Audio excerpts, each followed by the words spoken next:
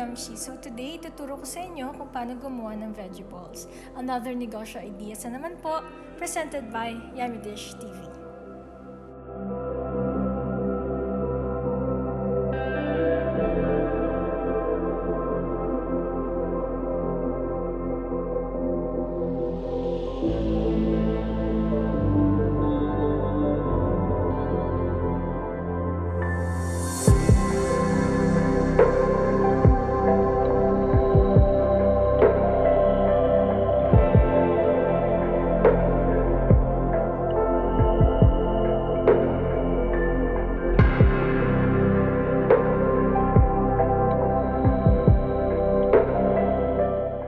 Bale, ang una nating gagawin para sa veggie balls natin ay magpino tayo ng onion leeks.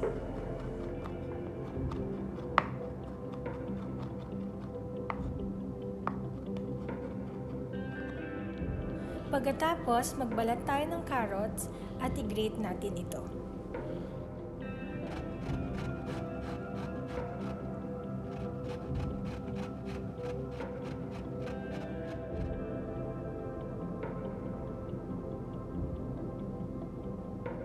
Sa mixing bowl, mag-add tayo ng all-purpose flour. Pagkatapos, i-add natin ang baking powder and ang cornstarch.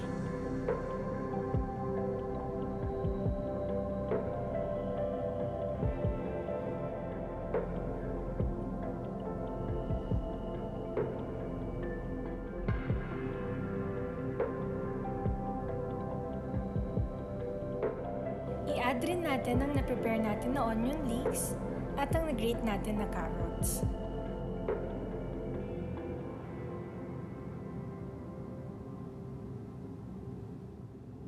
I-add natin sa mixing bowl ang fish sauce, salt and pepper to taste.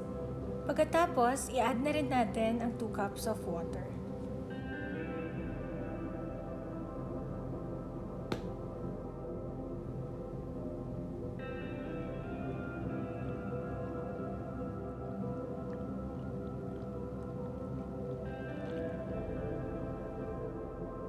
Siguraduhin haluing mabuti ang mixture. Pwede tayong gumamit ng egg beater or ng spatula sa pagmix.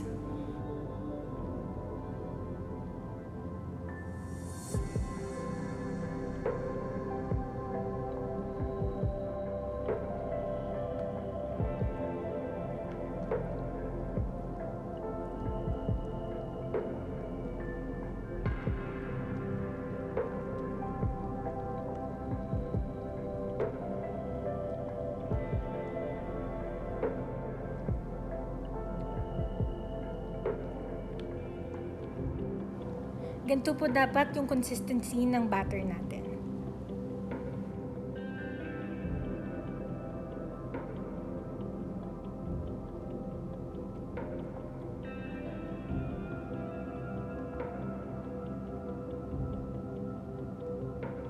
So ayan, kapag ready na ang mixture natin, pwede na natin lutuin ang veggie balls. Mag-pour tayo ng oil over medium heat, pagkatapos mag-scoop tayo ng veggie ball mixture and i-fry natin ito. I-fry natin until mag-golden brown ang ating veggie balls.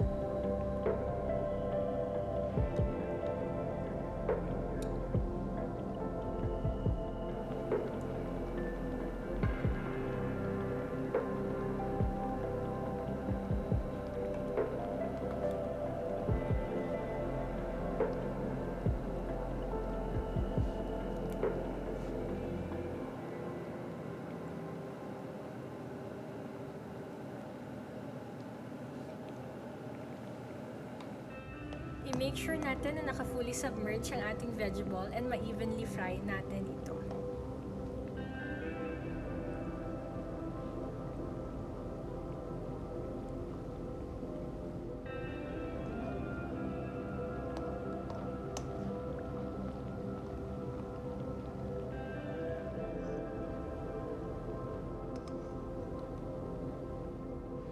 Repeat lang po natin ang process hanggang ma-fry na natin lahat ng veggie balls natin.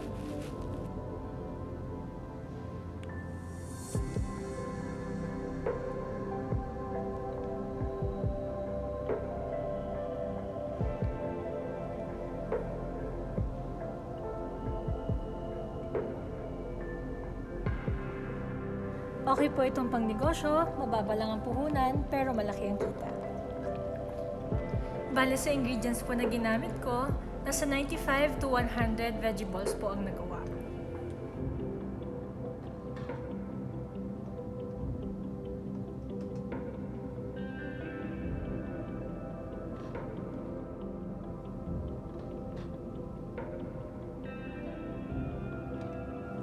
Ipopost ko po ang link sa paggawa ng veggie ball sauce.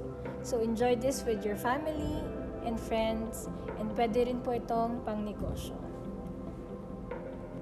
And don't forget to like, share, and subscribe.